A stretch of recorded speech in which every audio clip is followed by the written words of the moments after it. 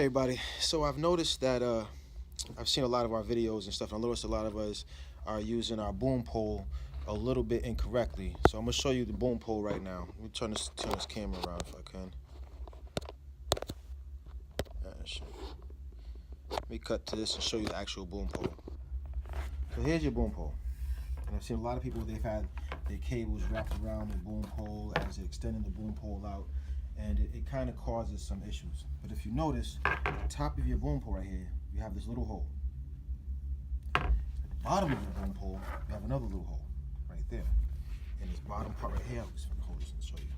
It screws off.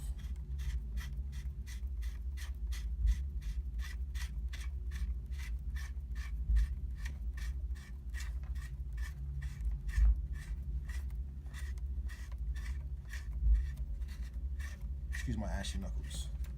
Yeah, those are some real ash. You see the ash in there? Ooh, looks like I was punching a snowman, huh? But anyway, it's almost off. Here we go, come on.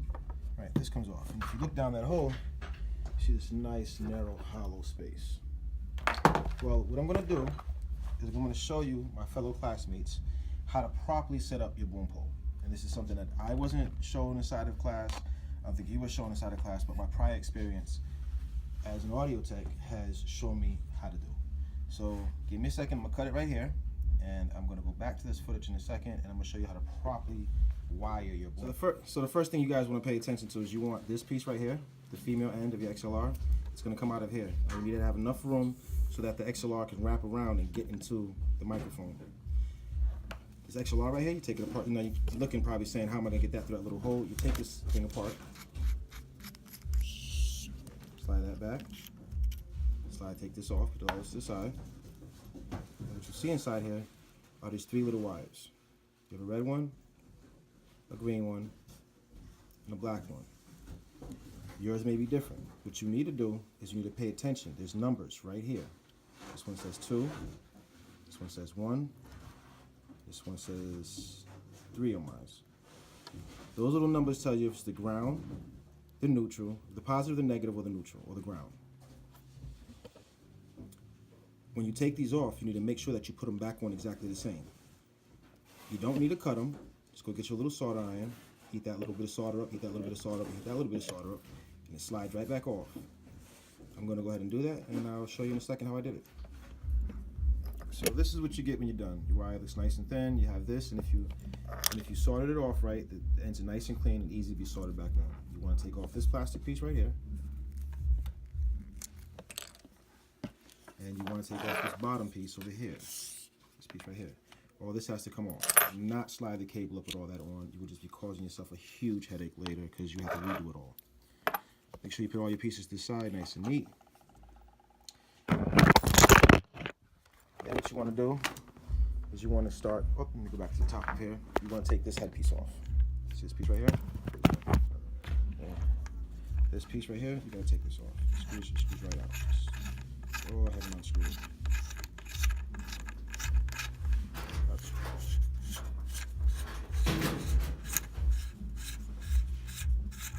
You unscrew that, that whole piece pops right out.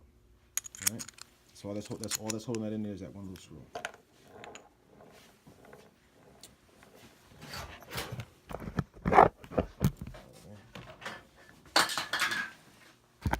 So now that you took that off, you can actually see right through the whole thing. See, there we go. You can see right through it. You got a clean slot, and it's almost big enough that you can just drop this whole end of the cable right through it. The only reason that you need to take this off is so that you can put it through that hole properly. Get me? You can do it without taking it off if you have a smaller XLR, but if you have a standard XLR, it will not fit.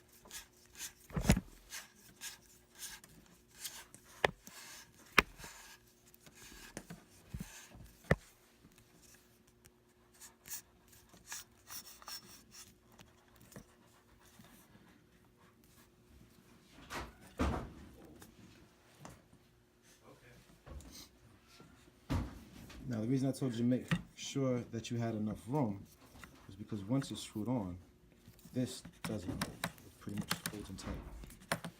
Which brings another issue up. When you fully extend it,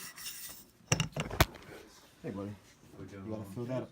You gotta fill the tube up with your cable. You just unscrew this and slide your XLR through this hole. You pop out this little black top right there.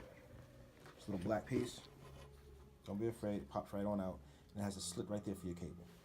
So you pop this out, slide your cable on through it. You don't need to take this end off or anything. And honestly, for some cables, you might not need to take it off to get to the top. So don't take me unsoldering the cable as a reason for you to get off. After I did it, I looked at the hole really closely, and it looks like you might be able to slide the XLR right through the top hole without even taking the time to unsolder it. Now my other boom pole that wasn't from the school, I definitely had to unsolder. So seeing the actual size of the hole was a little bit of a surprise to me, and I'll show you that boom later. Screw this back in. And again, you want to make sure you take the rubber out. You don't want to pop that rubber in and screw it in because you're going to twist your cable all up. You don't want to twist your cable all up. That is not good. You get it like such. Slide that in that little hole right there. Slide in there. You grab your rubber piece. You line that hole. You line that hole right on up. Pop that rubber piece inside there. And this is what you get when you're done. You get a very clean boom pole. You can grab and put it on your hands. And no cable wrapped around it whatsoever. All right. Now, what a lot of people like to do is we like to then take that end right there and put it right here. You cut it off, cut this off, and resolder it right there. And the reason that we do that is so that you can store this easily. And when you need to, you may need a 50-foot XLR to get to wherever you're recording to. You may need a 100-foot XLR to get whatever you're recording to. You may only need a 5-foot XLR to get to your belt pack because you have a belt pack recorder like a Zoom or something like that. Or an old one let me see if I can show you. You may have one of these old things laying around, and you may be going into something like this. And if that be the case, then you don't want a 25 feet or 15 feet of cable hanging out to tangle you up. So what you would do is you would reattach that end right here so that you can put the proper size cable that you need on it. I'm going to go ahead and solder the end up, and I'm going to show you. We'll go ahead and solder that end up and show you what it looks like when I'm done. So this is your end result. You have your cable sticking out of here.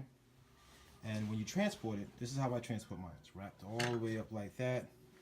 And I take this end and I just connect it onto this end, and it stops it from coming unwrapped. So just connect those two right there. After I wrap it up, and it stops it from coming unwrapped because it's being held up by that connection. As you want to adjust it, you have to remember, you pull this out to make it longer or shorter. And that's all you have to do. When it's time to wrap it up, you pop this out, let the cable fall down as low as it can, just wrap it on up and pop this back on.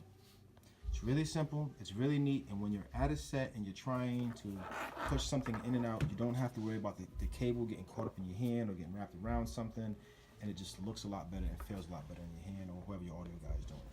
For those of you who can't afford an audio guy to know this, I hope that was a pro tip that helps some of you guys out.